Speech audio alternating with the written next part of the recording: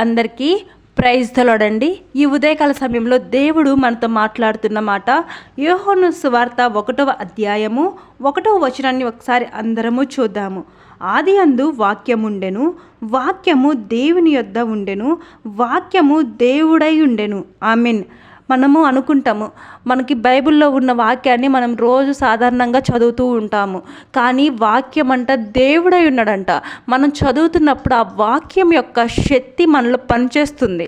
మనం ఏదైనా దిగులు, వేదన, చింత, దుఃఖంలో ఉన్నప్పుడు మనం బైబిల్ చదువుతున్నప్పుడు కన్ఫామ్గా మన జీవితంలో ఒక శాంతి సమాధానాన్ని పొందుకుంటాము. ఎందుకంటే వాక్యమే దేవుడై ఉన్నాడు. కాబట్టి మనకి వాక్యం అనేది చాలా శక్తి కలిగింది. మన జీవితాలని, మన పరిస్థితులను మార్చే శక్తి వాక్యానికి ఉంది. కాబట్టి మనం ప్రతిరోజు వాక్యము మనం పైకి కాకుండా మన పూర్ణ హృదయంతో, మన పూర్ణ ఆత్మతో చదివినప్పుడు దాని యొక్క శక్తిని మనము గ్రహించగలుగుతాము. ఈ చిన్న వాక్యము దేవుడు దీవించునుగాక. ఆమేన్, ఆమేన్, ఆమేన్.